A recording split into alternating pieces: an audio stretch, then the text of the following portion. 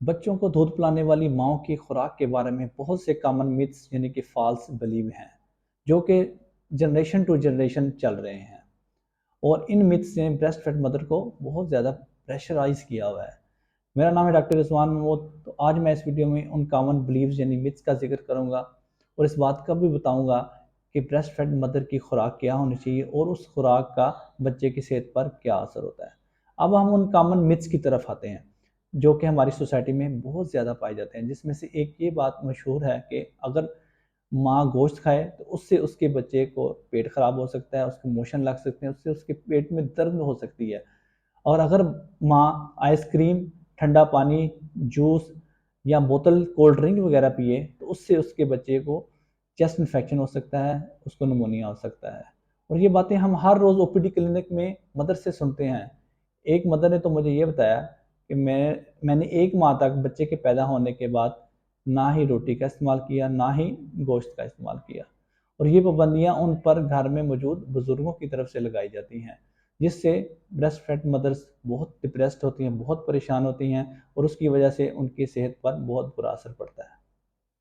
खुदारा ऐसे मिथ्स को मुकम्मल तौर पर डिस्करेज करें और इस मैसेज को आम करें, क्योंकि माँ का दूध उसके खून से बनता है, ना कि उसकी खाई जाने वाली खुराक से बनता है। हालांकि माँ को बहुत मुतवाजन और बैलेंस डाइट की ज़रूरत होती है, क्योंकि उस डाइट से उसने अपनी और उसके साथ साथ अपने बच्चे की सेहत को भी मेंटेन करना होता है। इसलिए मदर ने extra 500 to 600 calories per day लेनी होती हैं। वो माएँ जो बैलेंस डाइट नहीं लेती, मसाल के तौर पर वो गोश्त नहीं खाती, फ्रूट का इस्तेमाल नहीं करती, फ्रेश जूसेस नहीं पीती, उनसे उनके बच्चे की सेहत कंप्रोमाइज़ होती है, उनके बच्चे कमज़ोर होते हैं। इसलिए हम कहते हैं कि अगर माँ की सेहत अच्छी हो तो उससे बच्चे की सेहत भी अच्छी होगी।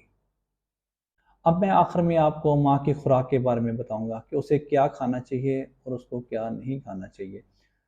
ब्रेस्ट मिल्क एक्चुअली 70% पानी से बना होता है, इसलिए माँ को हम एडवाइस करते हैं कि वो 7 से 8 गिलास पानी पर डे पिए। उसका आसान तरीका ये है कि हर दफ़ा मदर फीड कराने के बाद वो 1 गिलास पानी पिए। इससे उसकी पानी की रिक्वायरमेंट पूरी हो जाएगी। और उसके साथ 3 से 4 गिलास पर डे दूध इस्तेमाल करें। 2 से 3 सर्विंग्स प्रोटीन डाइट की होनी चाहिए, जिसमें गोश्त, मुर्गी, फिश और ड्राई फ्रूट शामिल हो।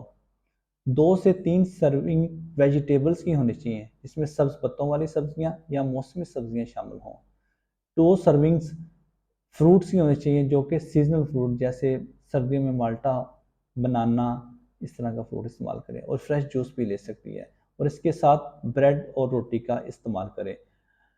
माँ को चाहिए कि वो चाय, कॉफ़ी और चॉकलेट कम से कम इस्तेमाल करे, क्योंकि इसमें कैफ़ीन होती है और वो कैफ़ीन बच्चे को इरिटेट कर सकती है।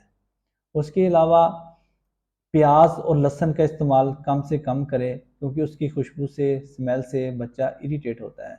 सबसे आखिर में ज़रूरी बात ये डिस्कस करूँगा कि माँ अद्वियात डॉक्टर के मशवरे से इस्तेमाल करें, क्योंकि बहुत सी अद्वियात मदर फीड के ज़रिए बच्चे में ट्रांसफ़र होती हैं और उससे उसकी सेहत पे बुरा असर पड़ता है।